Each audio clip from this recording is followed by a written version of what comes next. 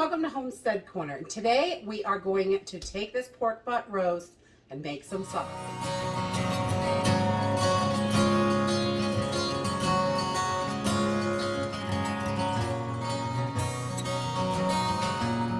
Before we get started today, I just wanted to say a quick thank you to Wilda for the hand warmers. This is so cool. We use hand warmers all the time, and I love that these are reusable.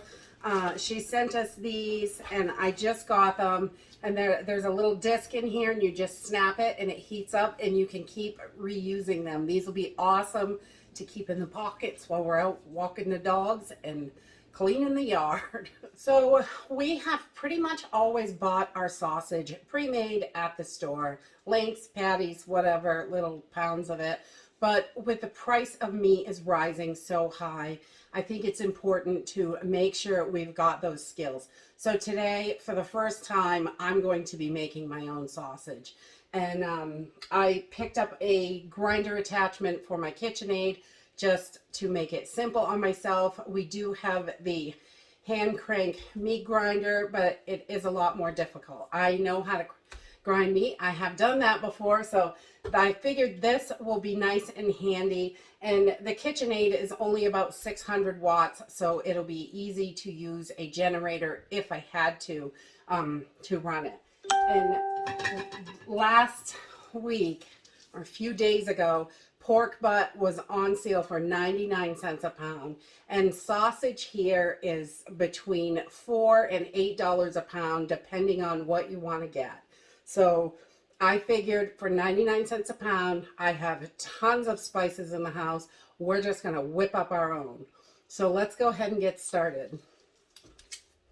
Okay, so to get started, I'm just going to find my bone and where it comes out on each side, because I don't want to cut the bone with my knife. So I'm just going to chunk this up into pieces that will fit in the hole so we can feed it down in. So you don't need to cut it any smaller than you need to, than that hole is. So just get it in there. So pretty small pieces, but we are just I'm going to make it strips, I guess. I've not used this attachment yet. It's my first time to use it on the KitchenAid. I've had the KitchenAid for a while, over a year, but I haven't had the meat grinder. So I thought it would be handy with the price of meat going up so much. I figured, just get it and have it. So I'm just cutting it in strips like this, simple and easy. And I just want to, pay attention to where that bone is in there. And it doesn't have to be doesn't have to be difficult at all. Try to make things as simple as possible. So I'm just going to keep cutting. I'm sure you're not interested in watching me cut meat, but I'll be back when I get this all cut up. Okay, so I got a good bit of meat off of this, which is great, and we're going to grind all that. And I left some meat on this bone here. I'm going to throw this in the freezer, and when I have time, I will pull it out and cook it down for the dogs. And they get to have something tasty too. So I'm just going to throw it in a Ziploc bag. I don't do anything fancy because it'll get done within a week. So I'll just throw this in there. And if I did not have dogs, I would definitely be cutting this way down to the bone. I wouldn't leave nothing. And I'd boil it, make bone broth. Okay, so now that we have our meat all chunked up and ready, we're going to send it through the grinder and see how this goes. So just turn that on. I'm going to start on low. See what we get. And this is the medium plate. There were 3 different settings. I thought the medium was a good place to start. And that's about what I would use with a hand grinder, so I figured this is probably the same.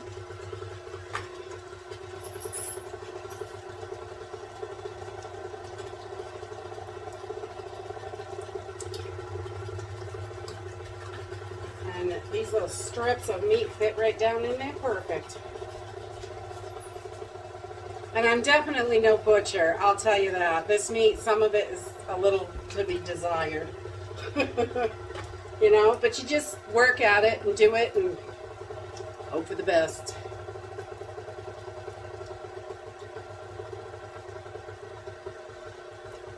This is coming out a great consistency. I really like it so far.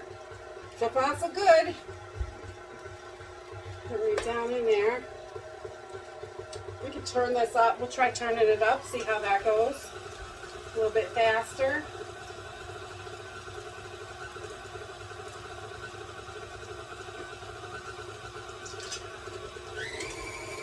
There we go. Now we're cooking. I love this KitchenAid. Well worth the investment. We've had it for quite a while and I really like it.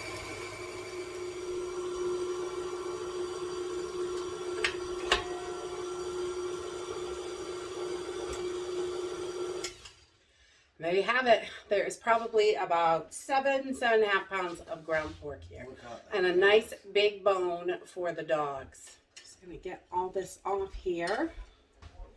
And we are gonna separate this out and whip up some sausage. Okay, so I have measured out 3 pounds of the ground pork. And I'm going to use this to make some homemade, like a sweet Italian sausage type sausage. And please excuse my arms. We got a puppy and he is a wild man. Oh my goodness, that puppy biting stage is crazy. They got to put their teeth on everything. But he's adorable, you know. His name is Nico and he's so sweet. But let's get started with this.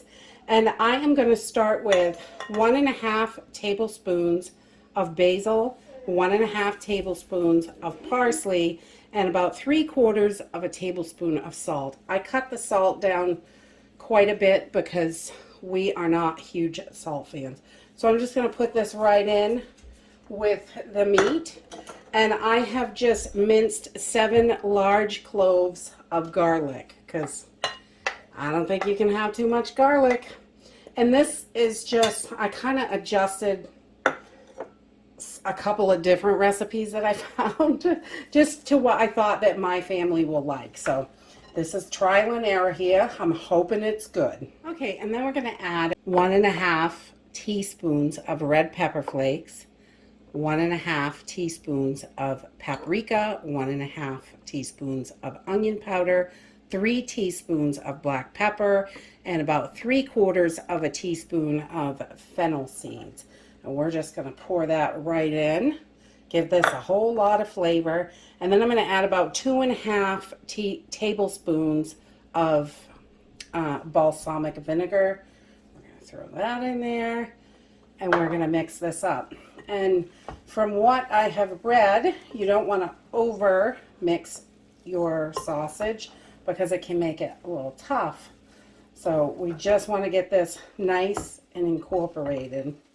I was going to put this on the KitchenAid to mix it, but then I thought, you know, we don't want to overdo it, so just do it by hand to make sure we just do what we have to. No extras.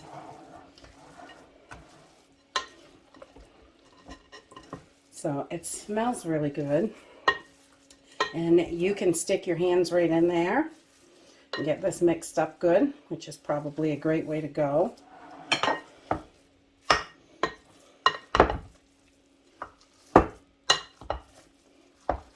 So we've got our sausage all mixed. It smells delicious. I've whipped up a little patty. I'm going to cover this and put it in the refrigerator while I cook this up and just test it. That way I can make sure if I need to adjust anything. So let's get this baby in the fridge and get cooking. Okay, so I've got my fry pan nice and hot. I love cast iron. And I am just going to put this little darling in here and cook it for 4 to 7 minutes on each side, 4 or 5. See how it goes. We're going to let it cook about a medium heat. It's super hot. And I will bring you that all cooked up. And I'm going to give it a little try. See how the flavor is. I just threw it in the fridge for now, the rest of the sausage, just so I can check it. And once I taste it, if we like it, we're going to package it up and freeze it. or if we don't, I can adjust the flavors a little bit. It smells really good just as a raw sausage. Mmm. Mmm. That's really good. That's really good, actually. And the only thing I would do, because we like stuff a little spicy, is I would add a little bit more on the red pepper flakes, I think. And maybe a titch more garlic. I like lots of garlic too. Mmm. Yummy. Super yummy.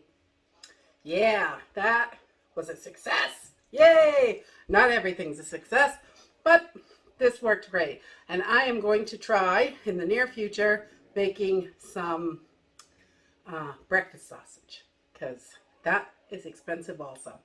And that's it for today. If you like this video, give me a thumbs up. Subscribe. I'll see you in the next video. Bye!